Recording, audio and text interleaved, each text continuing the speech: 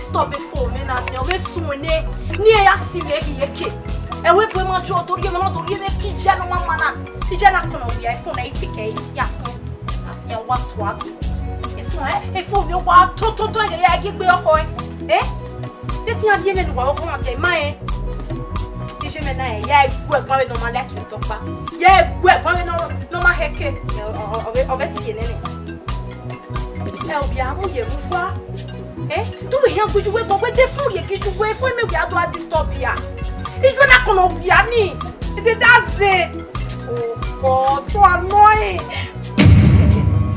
what be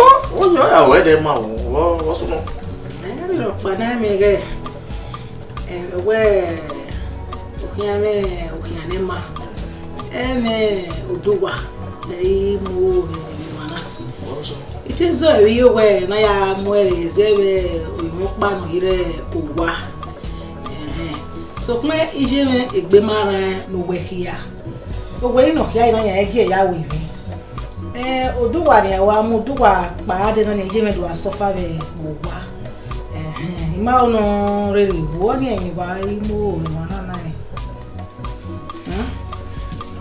aga kamuduwa imebe no ya react joy now at you do at my way no ye stick je no ya gba o ge o asegene adumwe so ba wa gele wa we make sure we o ma lack if no really need and you get me dey wo o ya ige do wa mu yo lo to ba itono na imai runda e fi ori yare we bone o mo yo to o ye we worry agwegun okwe talamero ni Oma oduwa mara mi wesi okay ya we ya itie ni tamai wesi obukia okay kenu jo wa igaji ere party party ni o kanu ya wa ya ni fire ya re wa yi wa ko wa ya po so gbogbo mi meji e meri wa eri wa party mama le ba e we ale meo e mai wa ge ma ya ngo adanu no kinero di wa o pa nero agegbe ogwo bi ise e ya fe wa we e be ko we pada e ya na we gbe pa so do mi o wa ma yi me gire ba do me na o we do je mere we mo wa do giza di bo ya ma o e yare wa so mai ina ina kozi mo ti ka fi me we no do mu me e mo mare no mu me ari we po kozi mo ti ka mai no ta e wi mi awi ma na ni iwe mi pa iwa ki wa wa o we bi yo e mania dem ni yo mo na no ya ti no ri na ni gwe no do mu me travelat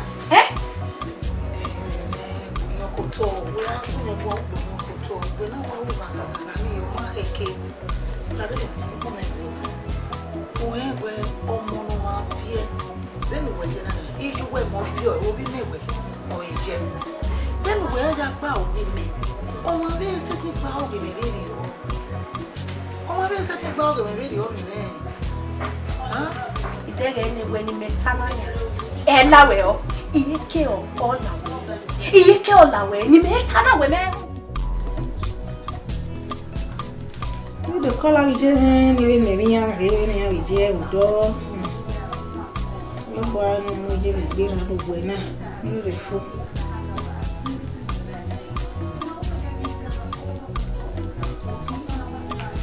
When you have we were not the woman by Bunani. Eh? Not the woman by.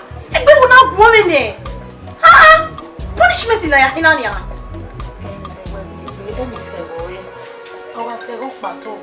Mother. Udege ni azenu ya nu ya remote ya remote ne nya betie ne wa tenity. Hello. Come on me. Odugwa. Come me ya je. Mommy lere sa. Ubiye. Ko. Ije me uba. Ebi ya wa ma, ni ya ma. Ije. Awa gbogbo chicken ma, chicken ade onu ya o. Go on okay, ni mo ne mo ne. Ko. Ma, be mo ne.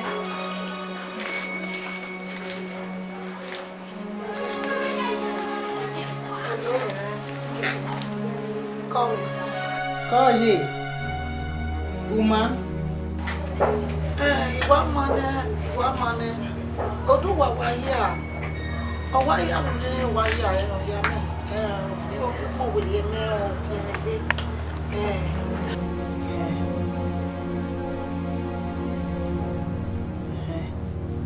Ko. Wa ya wo me we la ne la gba re te to wa gba. O de wa ne wo me fi mo we ye me. Mo me pe mo ye. Okay, que no pague, obvio bueno ni ha.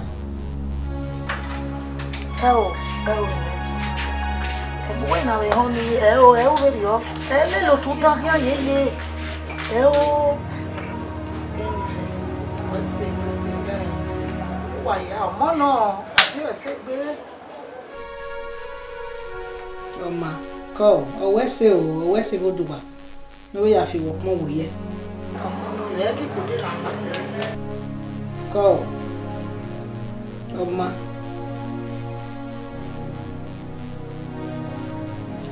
Mune.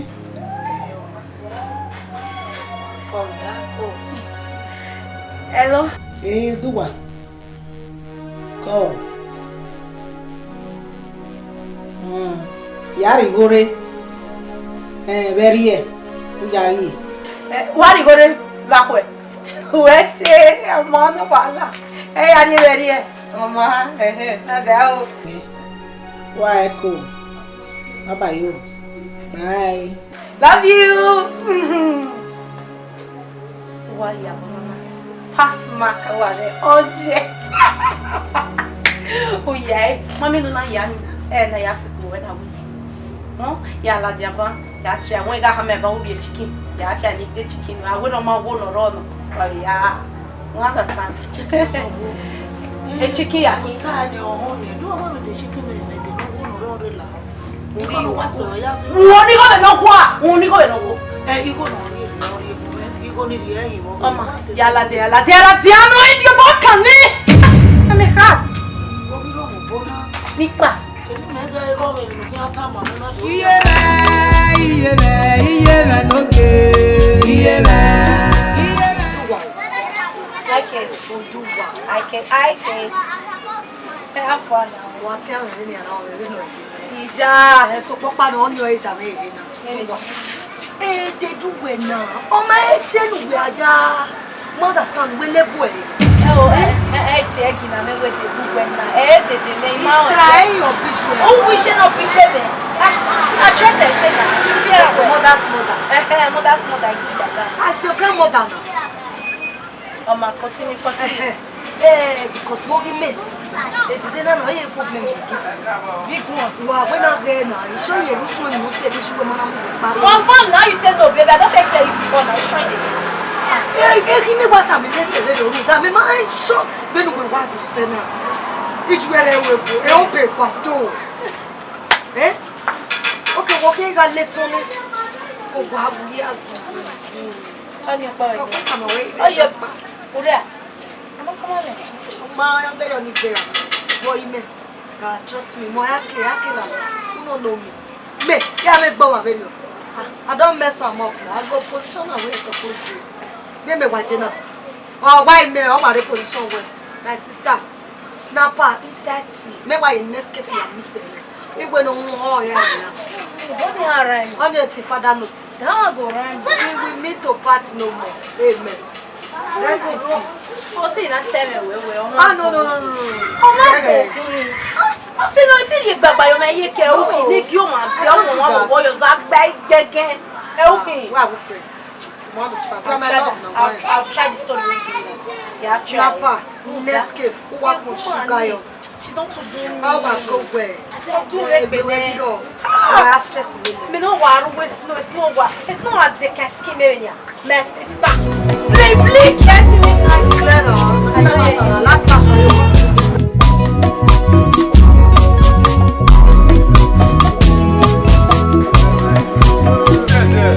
Your way now,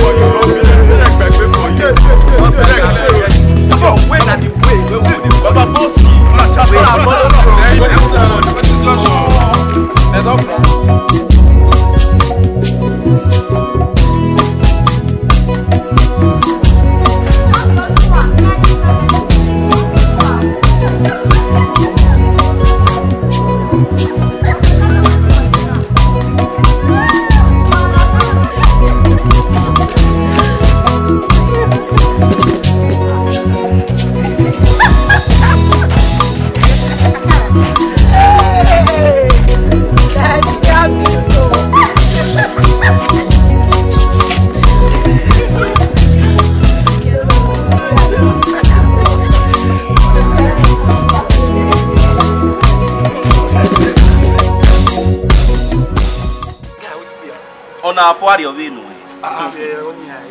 Until you be. Until you be. You cannot know why you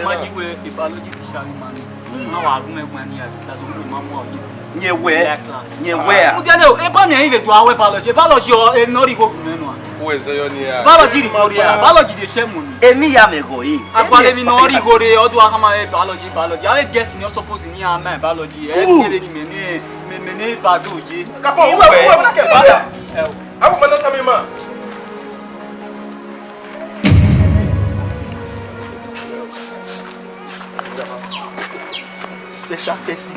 How do we have the style of Johnny Special person. I special person. Yeah, man. Joe, don't be. Look when you want to. Special person. When no when you let alone. Special person. Don't be. Oh, the actor, man, the actor. I will not manage you. Papa, over to you. What like we were successful. Eating a boy in Yayin, Superman. When we're many city as Zoma saying, Edward here, this girl. Eating you were important to me. But anyway, when you went, now you're beautiful.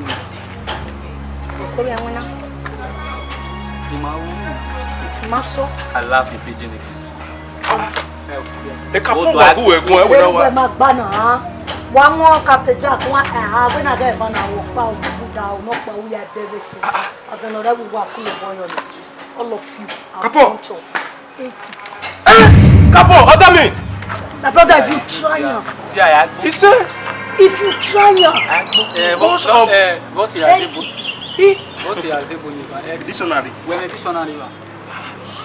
what you know, one man tell everybody to map back we may be because I when I tell when I want to shut it, but to shut it, I when I skip it because me to be make be married and me. But who you be? Come on. You got singing your way. You got singing your way. Oh God. That's how you be. Come on. Oh, that may make a person this girl. Oh, what's so? My brother, I don't know where my go back and drop up where. I don't know where my you not go try. If you try, I go miss you for this minute. What you know me? I don't need to know you. You know me? Me ma sure the way in me. Kamudia my baby. Every no so. Anywhere family.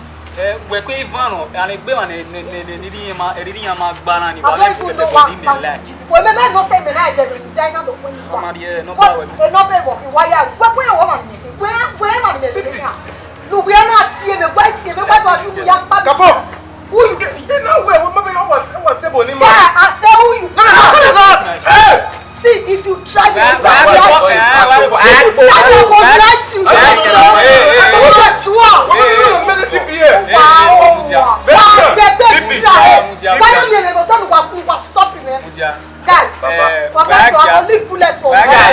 Hey. Baba, go. The men were been now. If we don't like Benin, so big. who should be in Gasanya?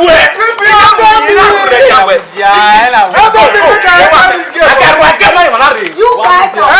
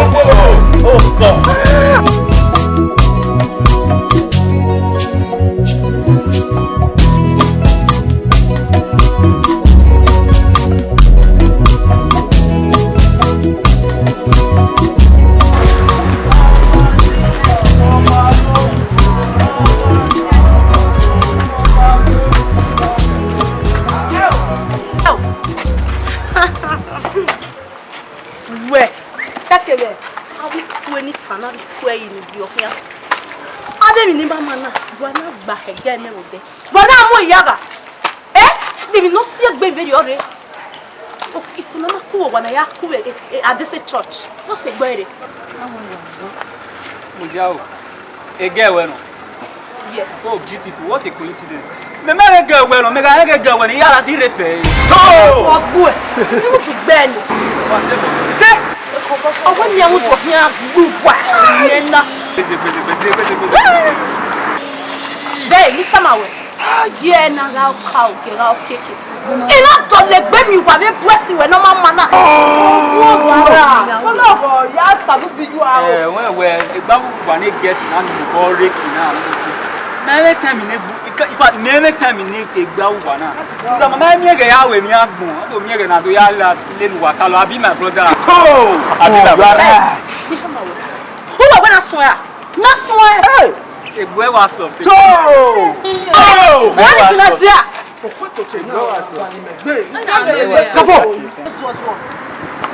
Kapo, where get be wa bali me like no lele.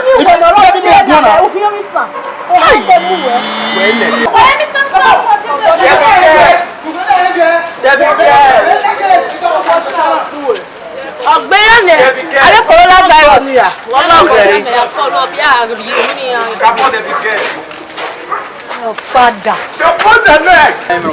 Kapo mo dey move. Oh, the man who be I rekwenya. Let's move. I'm not young. Movement. Kapo! Mo dey go. Body dey pepper. Kapo, mo dey go.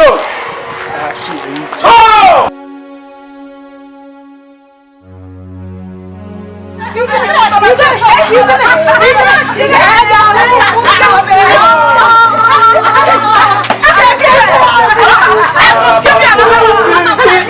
Very wrong, Arabango. Sippy is very wrong, Arabango. No one never know to go, Arabango. Hey, Sippy, go. What's on ma? What's on what you want? No go. Hey, I want to stop area now, please. Boy, they can, equal can, area na baoge. Why I to take over area ni ma baoge. So, I don't understand. If you say never no babe when they with you, Mama, say say we. Eke na fiele no ya fiele dinner. Anybody na do sir. If you want some back to back, I go give you. Yes, now. Don't go fuck up. Why you worry you?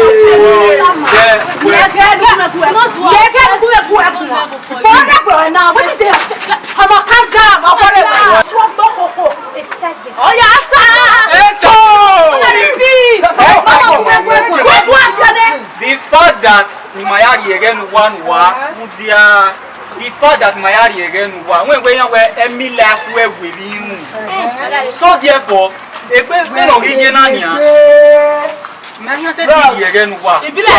stay clear. You need to what?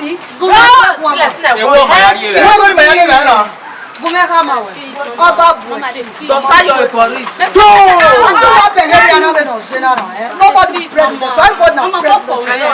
Guy, I tell you, say last if I meet you, me won't do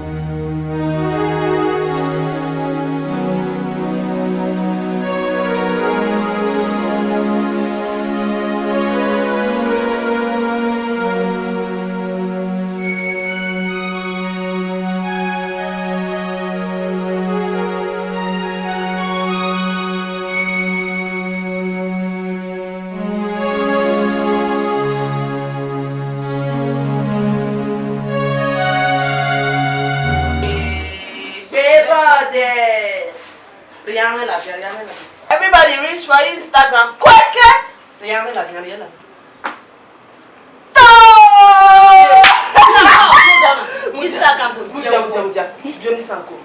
Instagram go yeah what? Instagram there go area. Yeah, what let me go. They go do say that babes on the wall. Fine there. Say me what disturb me. Even na kun emi bi onisa go bi o ko wa kin even na kin nai. Ena. O to agbe ni àwọn go me na bugbe. I don't do where kan fe ko get kan. Ma mi me. Oko. Agbo we jeje na. We ka emi dia. O si ati ku le le ri ma na. O do aro bi. Abe mi to this odu ma brunga eri me we be no se. No mama so we. Ah don je na. Ìdèdè amana go we gon olu enwe no bo we a. O wa meje wo do aro bi mi kin o wa. Na wo gbo. Brunga le lu se na we wu ni. Wu na no wa ko wo du ke wo wu. Ika jase no ire de ro mu na na jase no agbo e ma we. Dede ko lu nu wa bia. Be wa ko nu wa na wa gbo ma le ko we. Oni oni no do na ko dede. E o le me gba me nu wa de ko ju wa. Ese wi wo sunu. E wa wa le ina do mi a wa la ina do ta ye wa da. Ife no wa ra me le. E dede wa wa mo e bo. O tu wa. E na wa le mo bo. La yo be fe pa nu ti mi. Yo be fe pa nu mi. Ah, I ma ha mo e we agba. Aye gbe mo. We do ye gbe mo. Ya ba wo. We do ye gbe mo. Akun no ya mi sususu. Wa fi le gbiya. Iya ma no ha ma me we na wo ni agba we we se ni afie ba inu. Ge ni ya. O tu wa. Me. Rika ime ni yo no le kian. Lele to ne eni jebo wana. Ime ni yo le kian una wa kulo se ni a tu wa. Una wa kulo abe ni ana una wa kulo no wa kine ki aja o. O tu wa we na wa fi o wa ri o wa ni wa do aju gbugbe yan mu. Tete no bi ya do.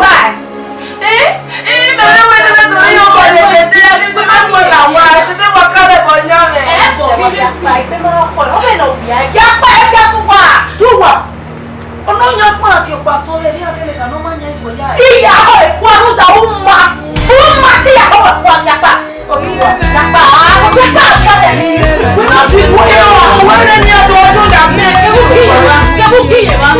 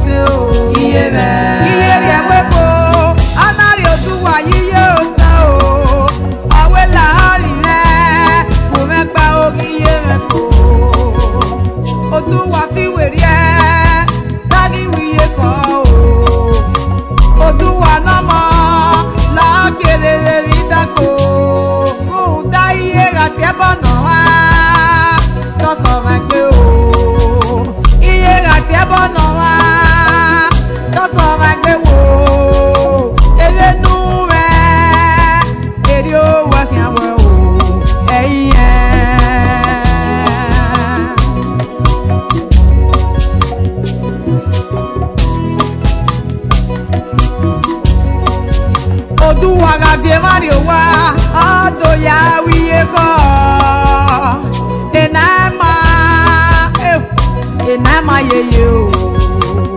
Iye no bioma, o ma kake na pa mi sikanya o.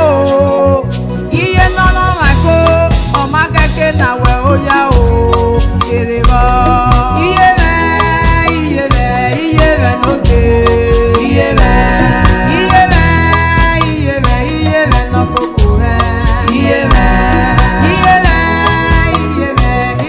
no mose o. Iye me.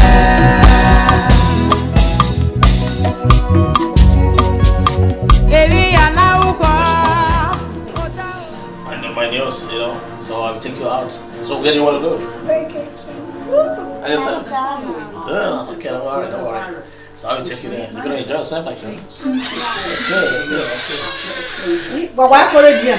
But go away. What do? Man, what we wear? But they want to wash it. Go wash it. You see one. You come anywhere. I'll finish it after the lunch. By the way. So where my donor? Yeah, where Bogasi? So now I say, yeah. Then you want to wash it for that. Mete agbalu bebe odoni na be nisi de tell me here time away but na you get nisi na pa ma de ka you can What do you say photo? What na important is we wa gbe ma wo am fi epo did you e ma we ye no da fun me ge ogwe ne no kia eni eje no o de yan we ogwe ni no kia eni ara mi ma ri ne no gwe ayo boya ilologwe ni oge ya kian to kian pe kan ibe gene ni mo egwebe rio we aga mi mari ne no gwe alologwe ni oge ya ihian da mi inosi no go ma igba oge. Okay. The only that problem is what I need to do where it's no a nurse. So you come back on go a nurse you don't help with the gauge, you know. So the massage that's no problem. Don't worry about that. So may I call her and I will get back to you. Wesi. Na me yake mu wesi. Oma wesi. Abe you wa exciting. Wa la na ya. If you gbe wo lele, eru ba we yan bi mala. Iye me no ge. Iye me no koko me. Iye me no mose o. Iye ri awepo, anari oduwa yiye ota o. Awe la ri re, mo me pa ogiye me ko. Oduwa fi weri e. Hey, oh. Yeah. Cool, yo. Go. Yeah, because we're gonna go. Hey, just a quick one. If I don't call about okay, woman, you come. We here for a very long time. So, in Matthew, I will not need the nurse, damn, nurse, no massage. Well, because you have I want to massage that the leg will be okay. Okay, we'll come here now. Okay. So, after we have everybody did it. Like we do, no, I do. The guy will be better, like you know. Okay. Alright. Okay, that's fine. Okay. Get okay. Waro. That's good. Where's it? That's very good. Sister, we get Waro. That's fine.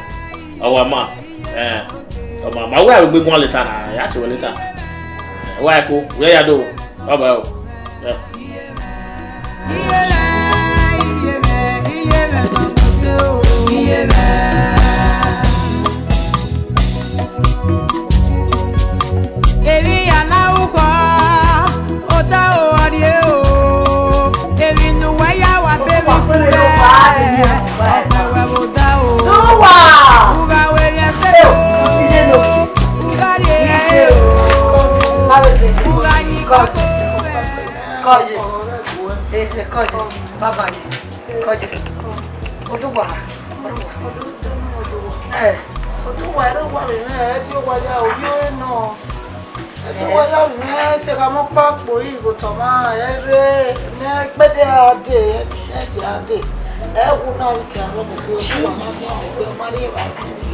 You don't mean it.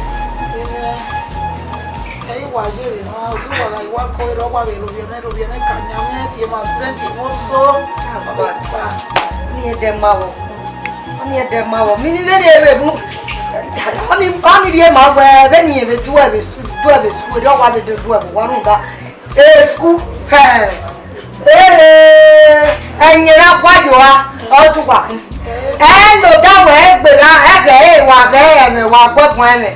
Also, no, and my young lady. No, she's very no, also, no, but I cannot join for what she has done. You walk most second away. And that's where I will be aware by.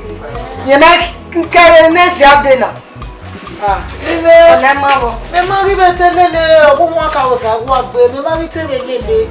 Oh, when I know who is coming, I know. In Monday, let it already about I never make you a good buy and I have a time if you move more with you or what can you make or what will you more? Oh, not one hour did you go for? No one is it is a summon ya. Go to Bagani PC. Magdalene person. After talking that game, what's it? Yes, go.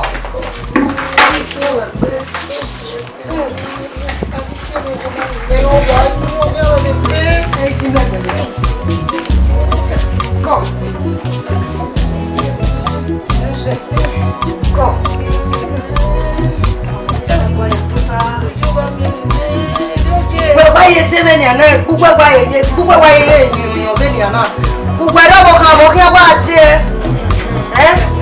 go slow. You go. Oh, to what must I take out in the car? We make it do some man.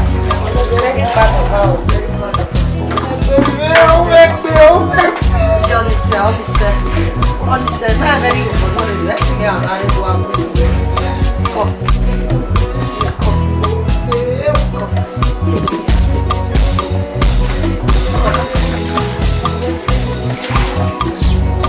Wow. They don't forget they go for street for everywhere. No, they take care of grandma for her. Ah. When you're home, you're bastard. When you're home, they can concern me.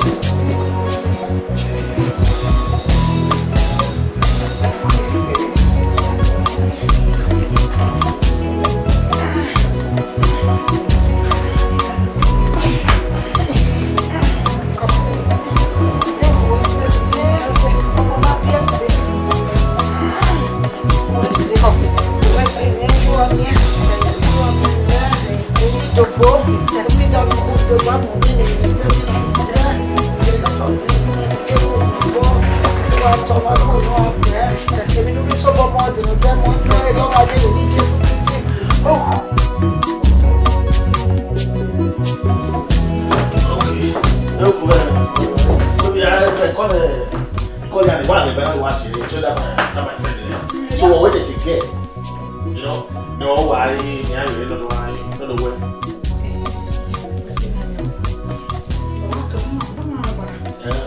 Why? Now we watch it.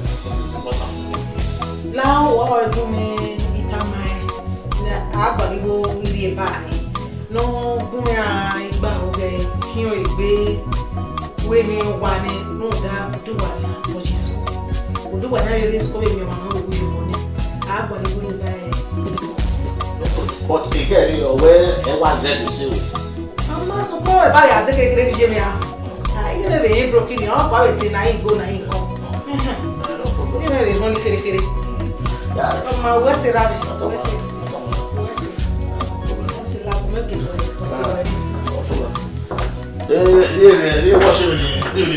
but what have him allowed them by we are finishing the wait and men now we almost finishing okay many what to do enama ye madonna omagake na pamisi kanya o iye nono mako omagake na we oya o kereba iye no de iye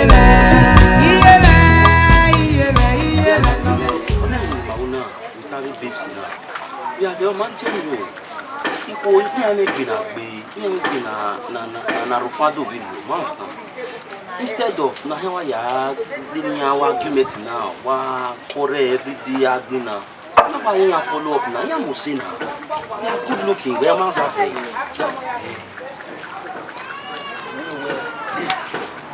Yeah. When I'm ban weight on me, no land. Road on the Ari Kuba. To. Where I guess me. I guess me. I do good. No, I'm telling you the reason where. Again, I'm here. Kuwa doya gina. To. So I'm not work. When I do our poor, where will you be having my year? To. Okay, what do you wear? The lack of money. Confirm. You beg anyhow. Why you want good?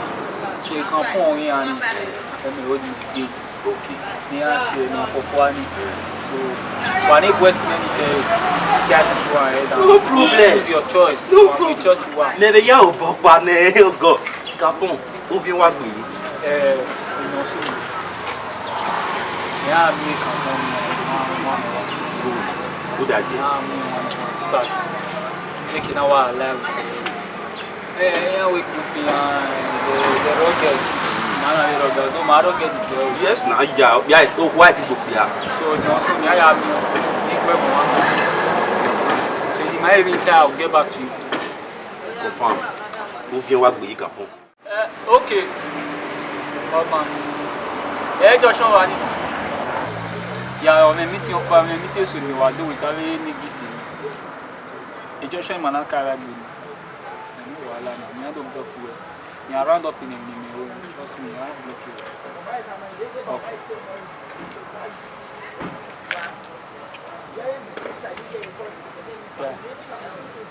Capon. Never for you. What you want? Two.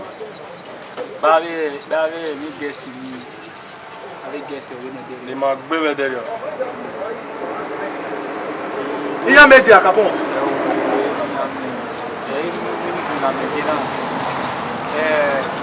So if you I guess my follow. Two. My did my one degree. My okay. Understand because I guess here me no ban where then when I be ma severiana. Then my titi severiana. I do me where I guess I via me ni me seni ai mai le doa ilele kon anu we maybe ya in machine no you say na do get me na so you no ehia ma you understand so me na do so you where ni ma wa yan ya follow good understand ke kate Capon ri ani ni get ni no fofo ani me gather information serio where yan where ye get ni there we so Capon ri ani how we may what you what make sense make clear for you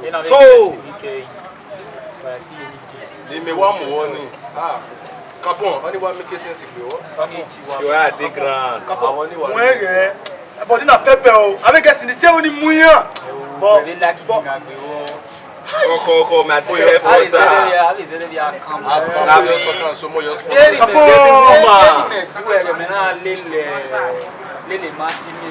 Nega to sell it. Baby woman. Apojo kota. E kapoye. Okay, Mama you be our married. How are you?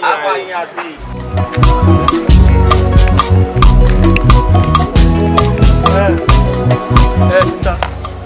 That was Kadiane. Sister, when Mujani my bag we are. Yeah, you might only waste to one time, I understand. Even if I apologize, buy me no soon over there. The my voice me na harass you, I understand. He make a voice me, we are really sorry. You know the whole where ave me na ya ni maga why it's not fair, you know. The market can harass a fine lady. Hey, my own the west. That we Mudia. Hey, the only time. Ni only what I'm aware where they were like you understand. You only marry what Bawa see. Magba, you know. Ebonya we near the woman yaga. Again, one hour my yaga my shitty. Let it come away. Afana or Gana. When Tana, a dobby, I am wishing. So, what you? Eh?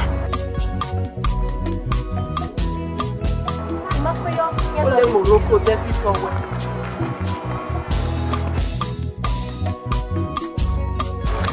where got a man we are kiwi. He may no say again and I walk in my down way. What you?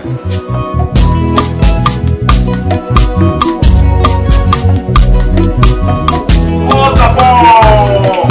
Hey, Capon rocket! Yes, sir.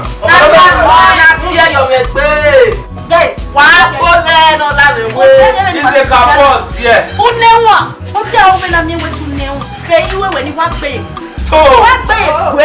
Muda esigara mo wasie na mo ya wa ho e ya wa mo guda wo ba me fe esigara ya imwe yo wa Otuwa isi na iwo ya mo ko ti na ni ko joja material o na wa me to fi pe aba e ko joja to wa wa to asi esigara nya me be ni esigara ipo me yo yo no da me yo yo no na ti matter dey play you no do boy What go do na oh public if you were instruction for papa na eyin ni na wa kan talk your way o na sure head play nya na dede emi amenu we mu na o ma su we emi awon po dede emi amenu ku o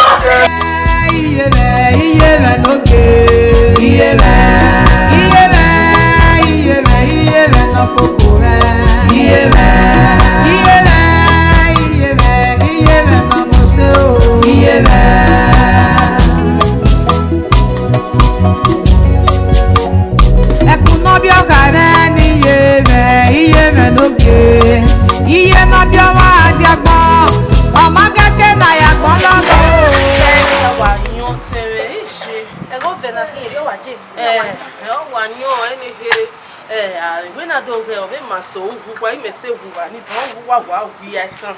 They do one you, I ain't name Mammy, you know where we're there. Eh, now we kill her when I will make him no funny at doing.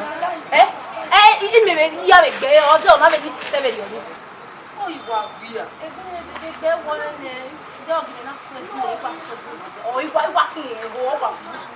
Who that your body nature be watching a condition near whatever person. Yeah, whatever we want with your phone. Oh, not a little, don't have me up when you're saying any ammo. I will win a dog. Why, Bobby, get out? Who is ready to tell you when can be as the near of a fear and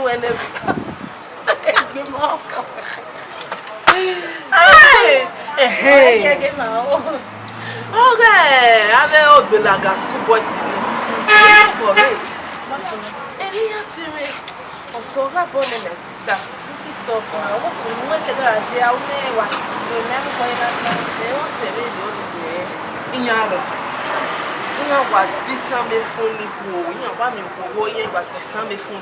Are you serious? I to go here that kind of me tell me now remember so papa no I do for you or you go ya o when you have so papa no na ya na ya say gbo ma me na ya say gbo ma me yenye via o enye menya kpoko na pepe nya bi sale ni ha o o nya to madama nya metibe ka mo da me sha because me win medal tamu me win medal tamu we na me na dey vigilante ya say the word vigilante na me na vigilante kaka wa vigilante ahian.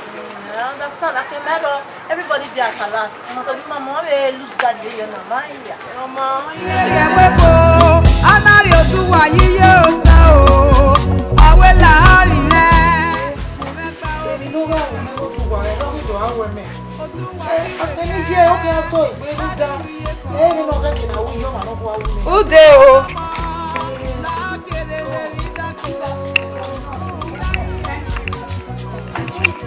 and then you are calling now you're picking for abroad.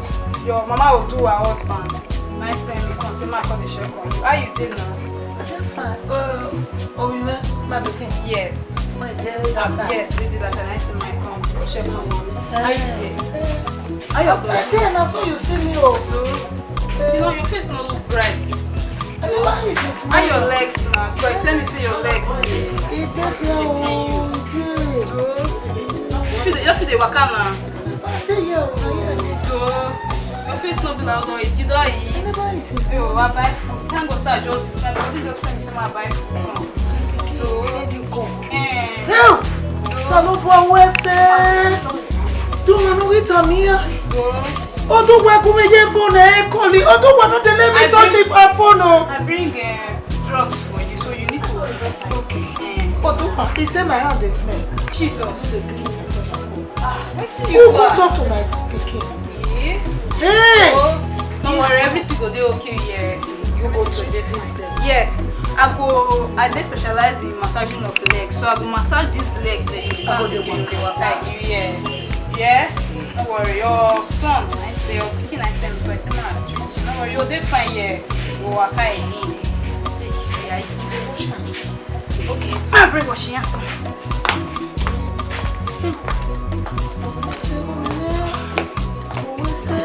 Oh, my big one.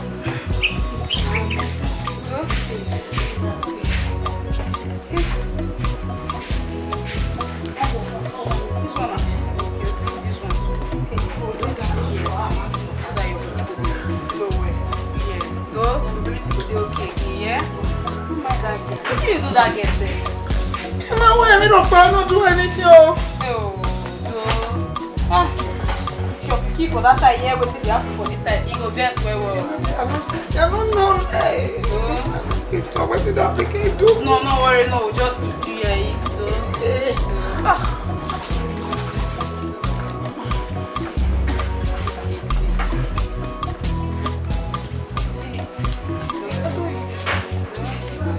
Mama, bring water for you. Here, water.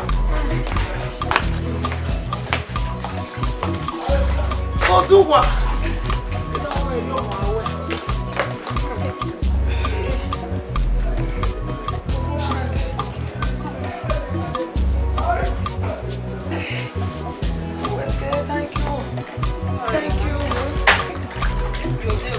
Buy food come. Who tell you say I never? I just say come. My mind just tell me say I just buy. So no Omonogbe. So don't worry, everything will be okay. We are take the drugs. Take. The drugs. Dog.